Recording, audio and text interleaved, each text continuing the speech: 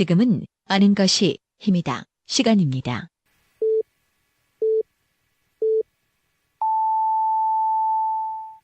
Welcome to the best podcast. Knowledge is power. 하루 7분만 투자하세요. 여러분들도 대전, 충청 지역의 전문가가 될 수 있습니다. 정 PD의 키워드로 풀어보는 뉴스. 아임 정 PD가 매일 하루에 2개씩 우리 지역의 주요 뉴스를 엄선해서 날카로운 시선으로 분석해드립니다.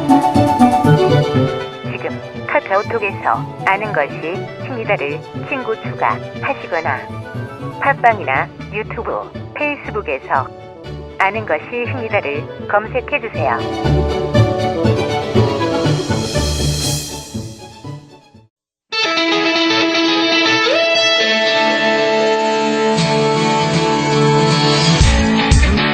다섯 시엔 대세남은 여러분의 참여와 제보를 기다립니다. 오늘 바로 수고하셨습니다. 승부머니 나머지 다 여러분의 일상, 올해는 독립운동과 청원에 대하여 문제점을 지적하고 나누고픈 현장, 다양한 소리를 보내주세요. 단문 50원, 장문 100원의 유료 문자 샵 2309, 페이스북과 카카오톡 플러스 친구에서 대세남을 검색해 참여하실 수 있습니다. 5시엔 대세남, 지금 참여하세요. 5시엔 대세남 화요일 순서 함께 하십니다. 키워드로 보는 뉴스 브리핑, 팟캐스트 하는 것입니다. 정진호 PD와 함께 하겠습니다.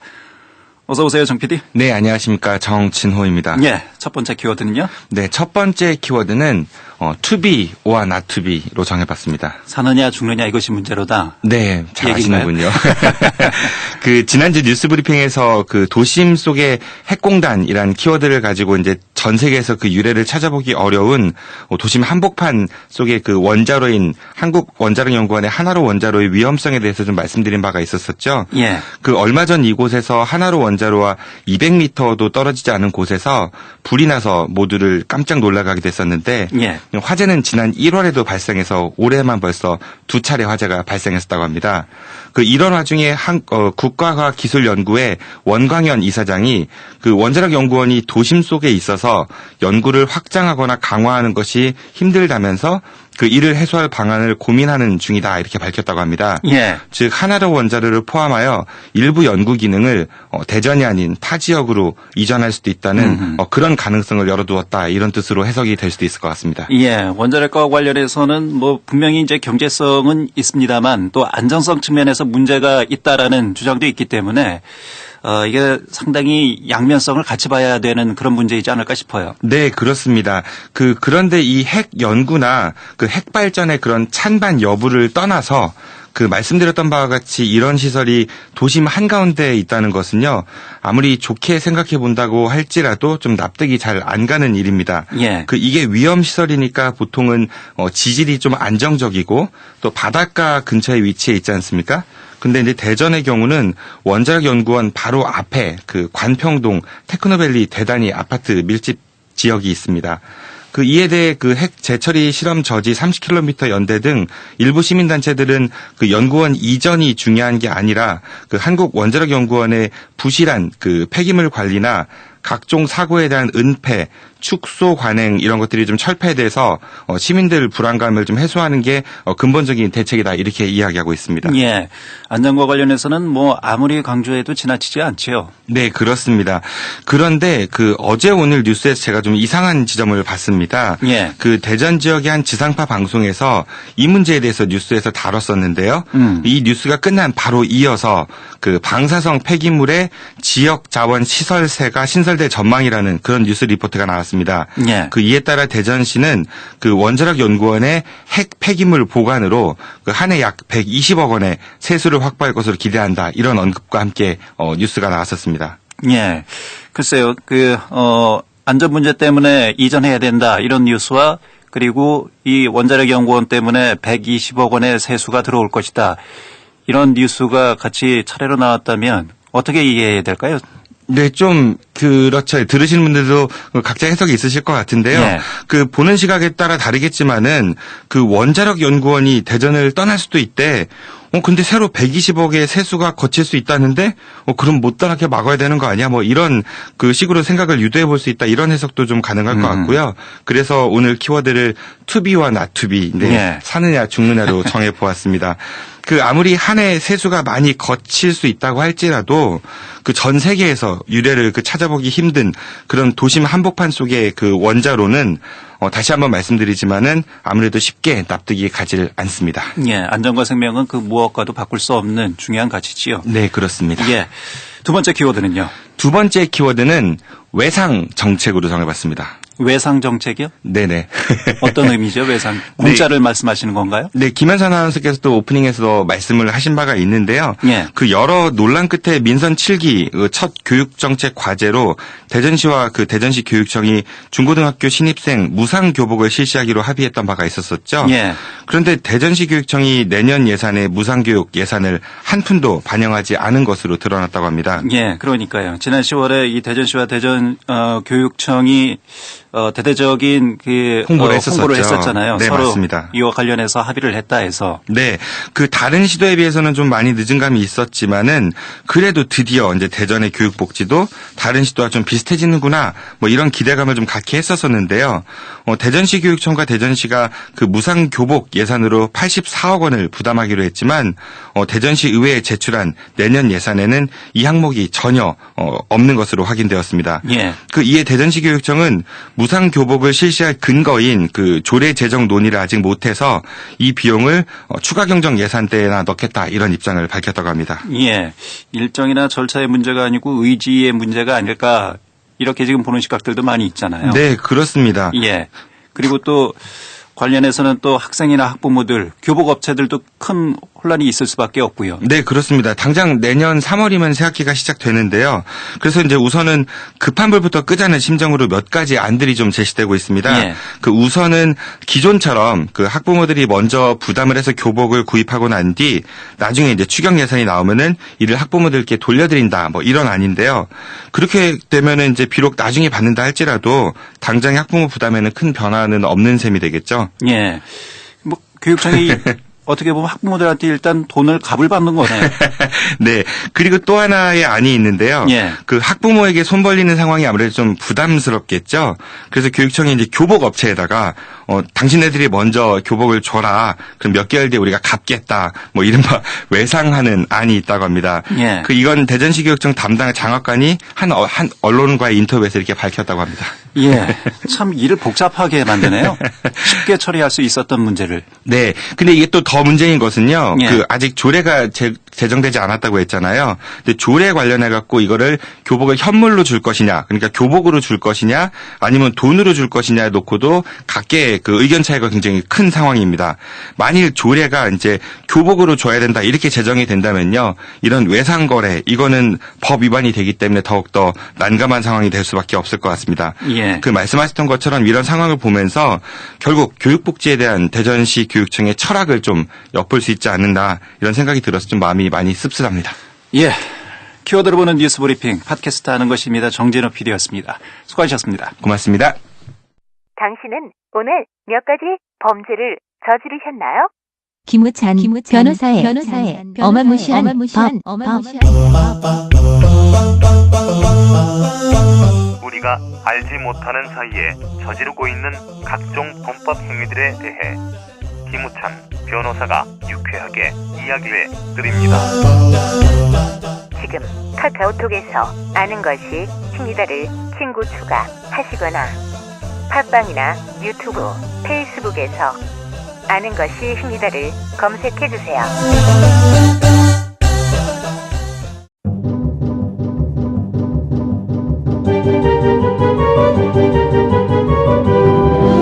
욕망이 넘치는 사회, 그 욕망에 눈이 멀어 결국 패가망신하는 사람들도 많은데요. 터무니없이 욕망에 사로잡힌 분들은 사기꾼들의 아주 좋은 먹잇감이 될 수 있습니다.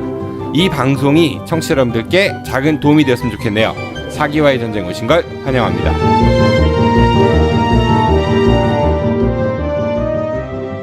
사기와의 전쟁의 꽃입니다. 네, 사기 전문가 범털 박 사장 나오셨습니다. 어서 오십시오. 오랜만입니다. 오랜만이죠. 네. 요즘 뭐 실물 경기 되게 안 좋아진다 이런 게 뉴스를 도배하고 있는데요. 네네. 그 실물 경기가 안 좋으면은 사기치기 좋은 시즌 아닌가요? 제가 저번에도 말씀드렸는데 시중에 돈이 들어와야 사기 친다고.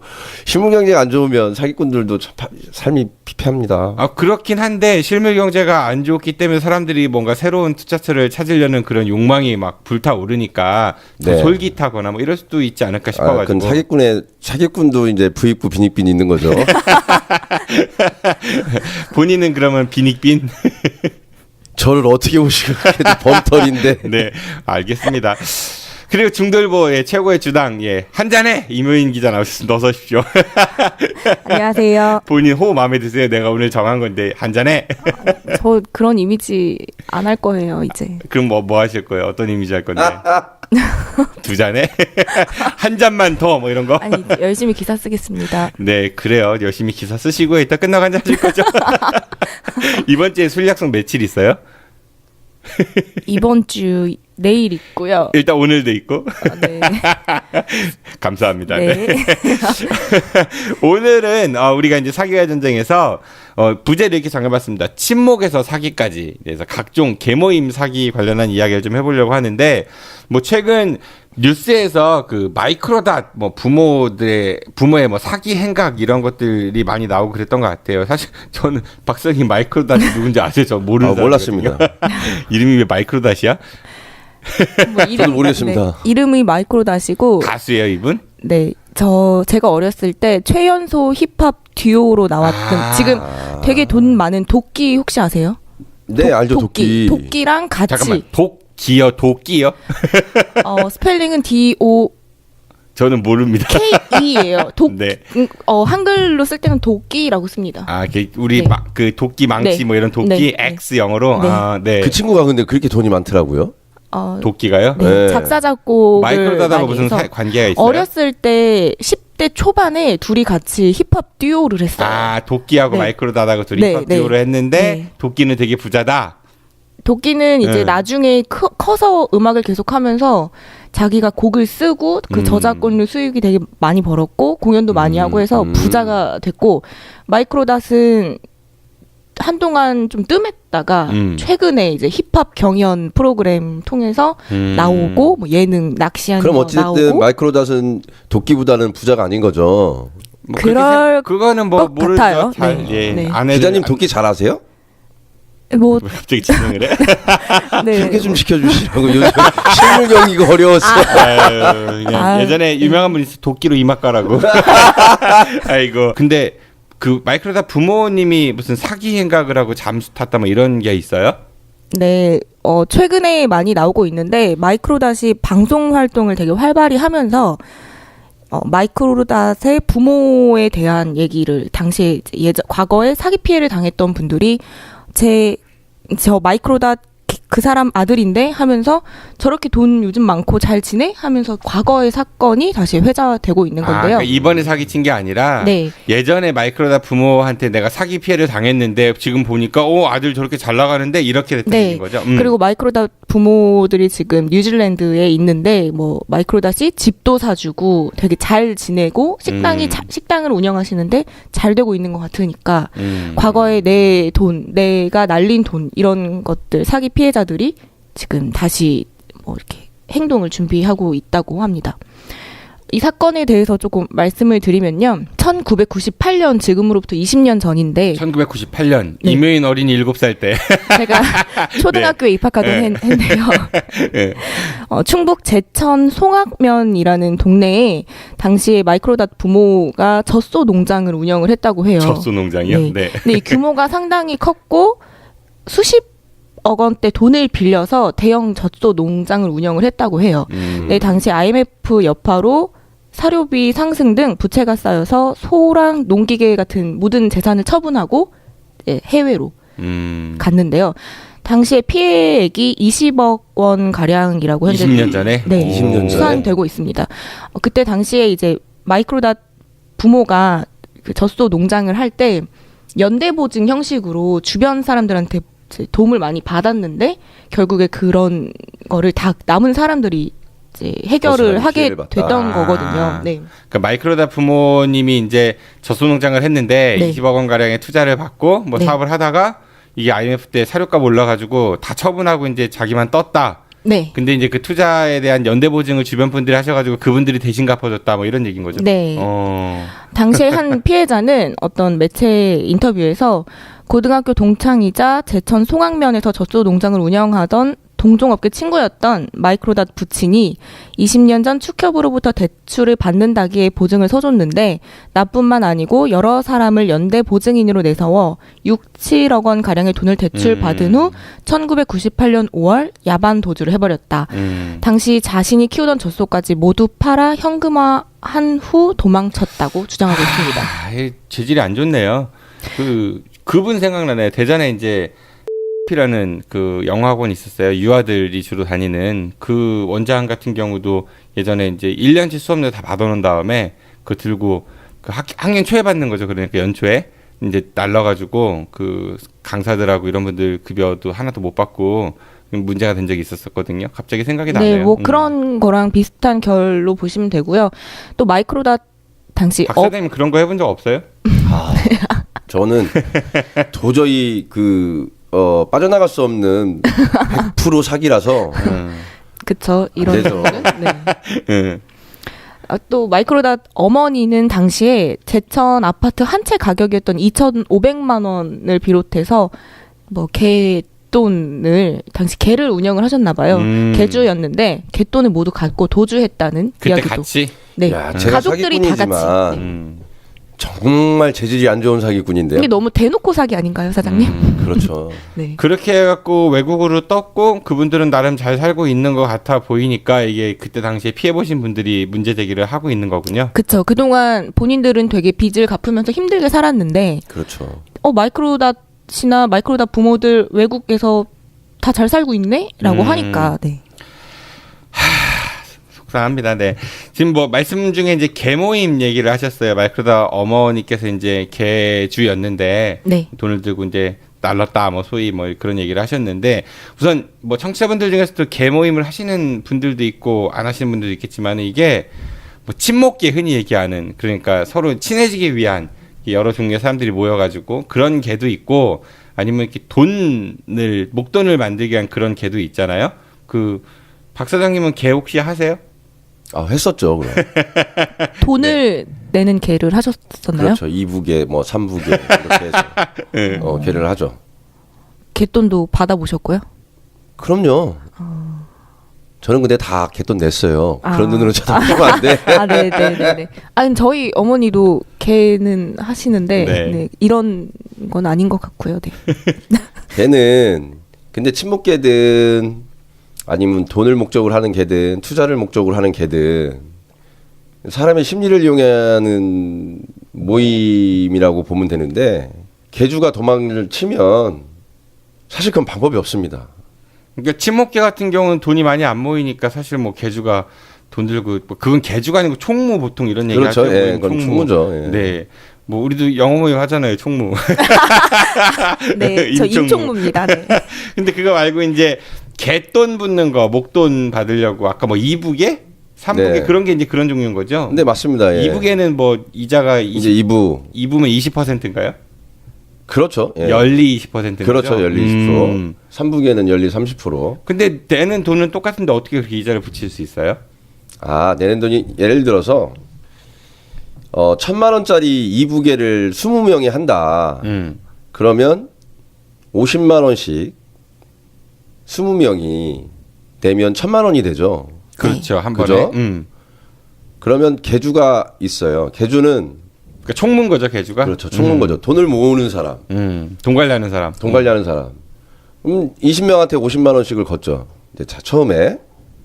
그리고 순번을 정하겠죠. 이제 다 제비뽑기를 하든 가위바위보를 하든 먼저 타가는 사람. 네, 1,000만 원을 먼저 타가는 사람. 그래서 1번부터 20번까지. 그러면 1번이 받으면 2부계는 그 다음엔 2부인 60만 원을 내는 거예요. 무슨 얘기예요? 2분 60만 원을? 50만 원씩 내야 되잖아요. 네. 아까 말씀드렸지만 1,000만 원을 받으려면 20명이 한다고 하면 50만 원씩 내죠. 네. 그런데 범털인 제가 1번이야. 그래서 1,000만 원을 받았어요. 20명이 다 돈을 모아서. 저는 1,000만 원을 받았으니까 목돈이 생겼죠.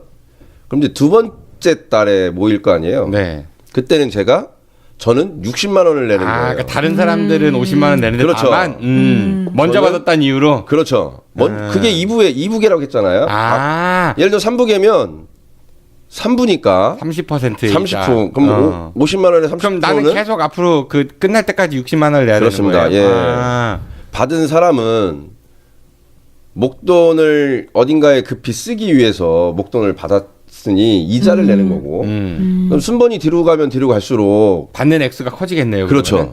액수가 커지는 거죠. 늦게 받는 대신에. 그렇죠. 그러니까 위험성이 있지만 그쵸. 늦게 받는 대신에 그럼 19명이 60만 원씩 내면 얼마예요? 뭐 많겠죠. 많겠죠. 네. 네. 190만 원이 더 늘어난 거지 않습니까? 19명이 10만 원씩 더 냈으니까 그럼 1,190만 원을 받는 거예요. 마지막에 받는 순번은. 박사님 같은 경우는 그러면 먼저 받는 게 좋아요? 나중에 받는 게 저는 좋아요? 먼저 받죠. 항상. 네. 왜 먼저 받고? 예, 그 개를 운영하려면 나는 무조건 1번 아니면 2번 줘라고 하죠. 근데 만약에 초반에 돈을 받고 나 더 이 개를 하지 않을 거야라고 할 수도 있잖아요. 토해내야죠. 그럼 받았으니까. 당연하죠. 토해내야죠. 근데 그런데 박 사장님이 하는 이유가 그거 아니에요. 먼저 받고 튀려고 안 내고 막. 근데 네. 그런 건 아니고 네. 보통은 먼저 받으려고 하는 사람들이 그 이자를 내고도 빌리기가 힘드니까 급전이 필요해서. 그렇죠. 쓰는 사람들이 많고 돈이 여유로운 사람들은 계속 뒷번호를 달라고 하죠. 뒷번호를. 이자를 많이 받을 수 있으니까. 그렇죠. 여기서 개주의 역할은 그 조율을 하는 거예요. 그런데 개주가 돈을 안 받고 할 수는 없잖아요. 개주도. 그래서 보통 개주는 이자를 탕감을 해줍니다. 개주는 그러니까 추심도 해야 되고 이러니까. 그렇죠. 이른바 돈 관리를 해야 되는 거니까 아까도 제가 말씀드렸죠. 그래서 그러니까 개주는 계속 50만 원씩. 그렇죠. 개주는 계속 50만 원씩 내는 거예요. 개주만. 개주 좋네. 네. 그래서 개주는 항상 1번이에요. 먼저 타가고 끝에 가도 50만 원을 내는 거고 앞에도 50만 원을 내는 거기 때문에 개주는 그래서 항상 1번입니다. 근데 뉴스나 이런 데 보면은 개주가 돈 들고 날르는 경우가 되게 많은 것 같아요. 딱 처음에 받아놓고. 이제 그런 거죠. 이제 보통 1,000만 원 갖고 날리는 사람은 별로 없잖아요. 네. 그죠? 뭐 있을 수도 있죠. 네. 뭐 우리가 아직 그 정도로 없는 사람들은 아니잖아요. 그 3만 원도 안 냈잖아요. 뭐 1,000만 원은 고사하고 아직까지도 안 주고 있어요. 그 5만 원이었구나. 골련골 다큐멘터리. 아직까지도 지금 국회 상영까지 갔다 왔는데. 그때 안 드렸나요? 안 줬어요. 안 드렸죠. 알겠습니다. 예. 네. 근데 보통은 이제 천리길도 한 걸음부터가 아니라 1,000만 원도 5만 원부터요. 네. 제가 이번 달 가기 전에 정산을 하겠습니다. 아유 그 소리 벌써 한 해가 지나는 거야. 해가 바뀌는 거야. 여기서 바로 내야 되나? 그런데 어찌됐든 1,000만 원짜리 개를 하다 보면 신뢰를 쌓는 거죠. 그리고 20명을 모으기가 쉽지가 않아요. 그게 개주의 역할이니까. 이제 그러다가 이제 2,000만 원짜리 개, 3,000만 원짜리 개, 뭐 1억짜리 개, 네, 1억짜리 개, 10억짜리 개, 네, 10억짜리 개 하다가 뭐 200억짜리 개 뭐 이런 거. 200까지 제가 진짜 200억까지는 못 받고 제가 정말 10억짜리 개는 받습니다. 한 달에 얼마씩 내야 돼요? 그러면 몇 명이 하는 거고? 그 당시도 20명이 했는데 500만 원씩 냈습니다. 오, 돈들이 좀 있는. 네, 있는 사람들이었는데 그거는 개 성격이지만 그 당시에 이제 그 투자를 하기 위해서 근데 20명이 500만 원씩 내면 10억이잖아요. 500만 원씩 20명이면 10억이 맞아요? 네, 5천만 원짜리죠. 5천만 원이겠죠. 네, 500 순간 예. 숫자에. 네, 5천만 원씩. 저도 5천만 원씩 20명이. 본인이 그 개 멤버였어요? 아니 멤버를 알았죠. 저는 5천만 원씩 낼 능력이 안 돼서 멤버였었는데. 우리도 5천 원씩이 할까요? 송 PD님도 그때 잘 아실 텐데 우리 히어로즈를 구단주 제가 그때 한번 물어봤던 적이 있었는데. 그때 그 구단주 말고 이사 누구 아냐고. 네, 이사 누구 아냐고 제가 물어봤던. 히어로즈 구단, 우리 히어로즈가 그냥 히어로즈 구단. 네. 이장석 대표 말고. 네, 네. 그 이사가 속해 있는 멤버들이었었는데. 그분 지금 어떻게 계시죠? 이장석 대표는 구속돼 있고. 그 이장석 대표하고 척을 잇던 사람이었기 때문에 아마 이제 좀 만세를 부르고 있겠죠. 그리고 연예계에서도 이런 갯돈 사기가 굉장히 많이 얘기가 나오고 있는데 대표적으로 좀 알려진 사건은 1970년대 활동했던 70년대 네, 여가수 정종숙 씨라고 계세요. 정종숙 씨요? 네. 아세요? 박수장님? 제가 70년대생인데 잘 모르겠는데. 예, 아무튼 이분한테 피해 당한 연예인들이 굉장히 많아요. 근데 이은하라는 알죠. 저는 잘 모르지만 뭐 장미화, 정혜리, 오, 네, 혜은이, 남궁옥 분, 당대 최고의 네, 스타들인데 비롯해 뭐 이제 각종 뭐 회원들도 있고 주부들도 있고 한 20명 대상으로 개를 하다가 한 10억 그 당시에 10억을 챙겨서 캐나다로 떠났다라고 합니다. 떠났다. 네. 이 사건이 이 사건 비롯해서 몇몇 연예계 그 과거에 이런 갯돈 사기가 많았는데 당시 연예인들의 돈은 있지만 지금처럼 이제 오픈된 이미지도 아니고 뭐 투자를 이제 대놓고 할 수도 없는 상황이니까 뒤에서 이런 식으로 몰래 개를 들었다가 사기를 당하는 그런 사건들이 많았다고 하고요. 70년대 10억이면은 엄청나네요. 엄청나네요. 네. 그리고 좀 강남에서 돈 많은 분들 중심으로 고액 귀족계라고 하더라고요. 귀족계. 네. 귀족계. 네. 귀족계요. 로얄. 네. 피디님. 네. 깜짝 놀랐습니다. 네. 그런 사기도 잊을만 하면 언론에 보도되는데 먼저 작년 1월에는 다복회라는 개의 저도 들어봤습니다. 개주 윤모 씨가 강남에서 개 모임을 운영하면서 거액의 갯돈을 가로채려다가 경찰에 붙잡힌 사건이 있었는데요. 윤 씨는 2012년부터 월에 갯돈 5억 규모 혹은 2억 규모의 낙찰개나 번호개 이런 걸 운영을 하다가 5억의 낙찰개는 뭐고 번호개는 뭐예요? 조금 이따 설명해 주세요. 네, 그런 걸 운영을 하다가 떼먹으려고 하던 순간 경찰에 잡혔다고 합니다. 미수에 그친 거예요, 그러면은? 그렇죠. 요번에는 근데 일단 이분은 2018년에는 갯돈 300억대를 떼먹어서 이미 징역을 살았던 분이에요.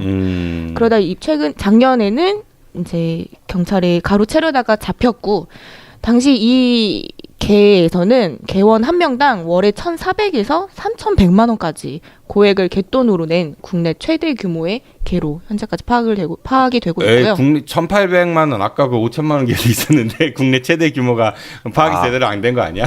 아니죠. 5천만 원짜리 개는 터지질 않았으니까. 개 피해라는 거죠. 네. 그리고 또 작년 7월에도 이런 비슷한 사건이 있었는데 2008년부터 청담동 일대에서 이른바 모나리자 개라는 게 있대요. 네. 63살의 손모 씨가 자신을 일본 5대 그룹 회장의 둘째 부인이라고 이제 나도 이제 이런 이제 뭐 돈이 많아 회장이 영감이 죽고 나 물려받은 돈이 좀 있어 이런 식으로 이제 그 말씀하신 대로 이렇게 행복해 보여. 아니 전 아니고요. 네. 그러면서 이제 VIP 귀족계를 여기서도 만드는 거예요. 그래서 1년 반 만에 수백억대를 굴려가면서 몸집을 불렸다가 또 이 분이 해외로 나가면서 개가 깨졌고요. 경찰은 마카오나 일본에서 도피 생활을 하면서 갯돈을 모두 탕진한 뒤 빈손으로 입국한 이 분을 공항에서 붙잡았고 8개월에 걸친 장부 분석이랑 계좌 추적을 통해서 피해자 6명이 있었던 걸 확인을 했고 피해 금액은 54억 가량으로 그 돈 어떻게 파악됐다고 합니다. 그렇게 금방 몇 개월 만에 탕진하는지 그것도 참 이해가 안 갑니다. 네. 도박 이런 거 그쵸? 많이 네, 마카오에서. 했겠죠. 아까 박 사장님 제가 여쭤봤던 거예요. 낙찰개하고 또 뭐였잖아요? 번호개입니다. 번호개 그건 뭐예요? 번호개는 이제 우리가 아까도 제가 말씀드렸지만 순번을 미리 정하는 거죠. 순번을. 1번으로 누가 타냐, 2번 누가 타냐. 그럼 번호개. 제가 이제 몇 번에 타는지를 알고 이제 개돈을 내는 그러니까 예를 들어서 내가 7번이면은 50만 원씩 넣다가 7번째 타고 그 다음부터는 60만 원씩 내는 그런 거죠? 그렇습니다. 예. 그리고 개돈을 타는 순번에는 돈을 안 내죠. 어차피 타는 돈이니까. 근데 낙찰개는 20명이 그날 모입니다. 제비뽑기를 하죠. 네. 뽑아서 1번을 뽑은 사람이 그날 돈을 가져가는 겁니다.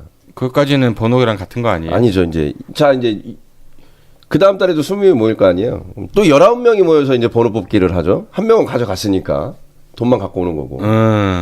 그래서 내가 몇 번에 걸릴지를 보는 겁니다. 순번을 미리 정하는 게 아니라. 그렇습니다. 예. 그때 번호 뽑기를 해서 낙찰해갖고. 그렇습니다. 예.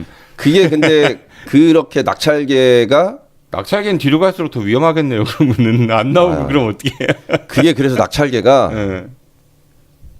당할 확률이 이제 상당히 좀 고 사기가 많죠. 그런데 낙찰계를 하는 이유가 있어요. 낙찰계는 내가 몇 번째인지 모르기 때문에 심장이 쫄깃해서 모르기 때문에 그리고 낙찰계는 보통 뭐 2부계, 3부계를 안 합니다. 이 낙찰계를 하는 그 개원들을 보면 이자도 좀 세고 그리고 두 번째 목적이 있죠. 낙찰계 2부, 3부도 센 거 아니에요?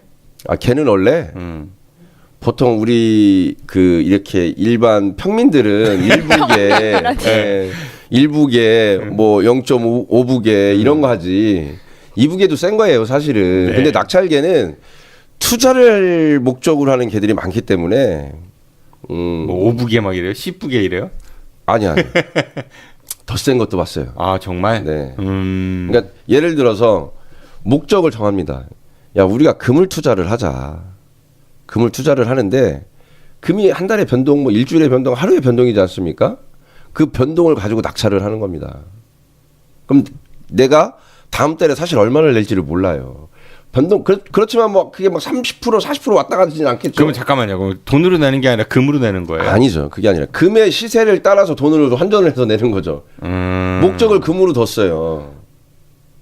이해가 안 되세요? 네, 쉽게 이해가 안 되는 것 같아요. 금값이 내릴 수도 있잖아요. 네. 그럼 그래서 아까 말씀드렸잖아요. 낙찰 번호 뽑기를 했는데 자, 금값이 지금 한 돈에 10만 원이라고 합시다. 돈이 이제 금값에 비례해서 나간다? 그렇죠. 예를 들어서 이번 우리 개 모임은 돈을 얼마씩 내는데 받는 돈은 금 10kg 값을 받는다. 그렇죠. 그래서 이번 달에는 금값이 비싸면은 내가 더 많이 받는 거고. 그렇죠. 다음 달에 금값이 폭락하면 난 조금 받는 그렇죠. 거고. 그럼 너무 복불복이잖아요. 주식이랑 뭐가 다르지? 그래서 낙찰계입니다. 그럼 남는 돈은 어떻게 해요? 그날 낙찰 받은 사람이 다 가져가는 건데 남을 리가 없죠. 아니 금 10kg을 한정했다고 했으니까 아까 예를 들어가지고 금값을 산 거죠. 금을 사는 게 아니라. 그럼 사람들이 그걸 n분의 1로 내는 거예요? 당연하죠. 그러니까 한 달에 50만 원씩 내는 게 아니라 우리는 금 10kg을 예를 들어서 기준으로 한다. 그래서 이번 달에 금 10kg 값이 1,000만 원이면 50씩 내는 거고. 그렇죠. 다음 달에 만약에 1,500이다 쪘다. 그럼 우리는 좀 돈을 더 많이 내는 거고. 75만 원씩 내야 되는 거죠. 네, 이제 이해했어요. 네, 참 복잡한 것 같으면서 단순하네. 그죠? 그래서 보통 제가 이제 금으로 표현을 했지만 그런 사람들이 이제 선물, 옵션, 뭐 예를 들어서 2018년 12월 1일 날 개를 시작했으면 그날 12월 1일 날 최고치의 옵션가, 최저치의 옵션가를 정해놓고 그거에 가격을 놓고 낙찰을 하는 경우도 있고 맞습니다. 예, 그럼. 지금 여러분들께서는 대전 지역 최고의 팟캐스트 아는 것이 힘이다의 박사장 임효인의 사기와의 전쟁을 듣고 계십니다. 그 개는 되게 종류 이름 붙이기에 따라 되게 다양하겠지만은 좀 그런 것 같고, 근데 이게 개 모임이 아까 조금 전에 얘기한 대로 개돈을 목적으로 하는 개도 있지만은 이른바 친목개 해가지고. 그러니까 모임, 흔히 말하는 요즘 개보다 모임이란 말 더 많이 쓰는 것 같아요. 그러니까 누군가의 소개로 의해서 사람들이 새로운 사람을 이제 만나고 사귀게 되는 거죠. 뭐, 그 박 사장님도 모임 하시죠? 많이 있죠? 네, 좀 많이 있습니다. 네, 우리 임 기자님도 모임 많이 있죠? 저 PD님.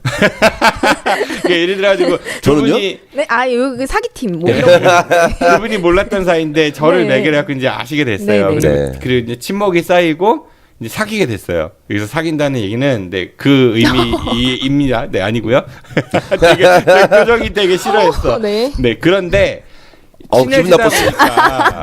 친해지다 보니까 이제 좀 이렇게 뭐랄까 서로 더 소개하는 얘기도 많이 할 수 있고 그러다 보면은 이제 박 사장님이 임효인 기자님한테 투자를 이렇게 제의할 수도 있어요. 이거 되게 좋다. 이거 하면 얼마를 번다. 뭐 이런 식으로. 그래서 이제 친해졌고 믿을만 하니까 투자를 하기도 합니다. 그러다가 이제 사기 당하는 경우들이 굉장히 많은 것 같거든요. 비일비재하죠. 비일비재하고 또 그런 식으로 해서 이렇게 사기를 당하면 이게 바로 또 고소하기가 참 힘들죠. 그 관계가 전혀 모르는 사람 같으면 그냥 바로 그냥 소장 집어넣고 뭐 이러는데 이게 좀 이렇게 누구 우리가 통해서 알게 됐고 또 그 그렇죠. 그리고 이제 과정도 있고 그리고 이제 믿고 싶은 거죠. 가정도 있고 이렇게 들렸어. 네네. 과정도 있고 그리고 그런 과정 속에서 그 사람을 믿고 싶은 거잖아요. 설마 이 사람이 제가 그 사례는 본 것 같아요.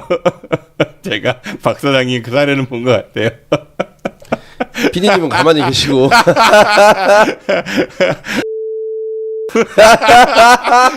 키워드 SM5. 네.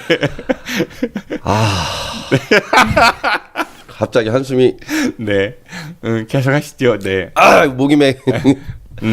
그래서 제가 이 방송을 하기 전에 정 PD님이 저한테 그러더라고요. 정말 친하면 동거리 하지 마라. 난 네가 그렇게 안 했으면 좋겠다. 근데 저는 정말 친하면 동거리를 해야 된다고 생각합니다. 그게 믿음의 신뢰다 이렇게 생각하는 사람 중에 한 명인데 네. 조심하시라고요. 칭찬은 고래도 춤추게 한다. 웃기지 마세요. 저희는 다 까드리겠습니다. 김동섭, 주성천의 모두 까기.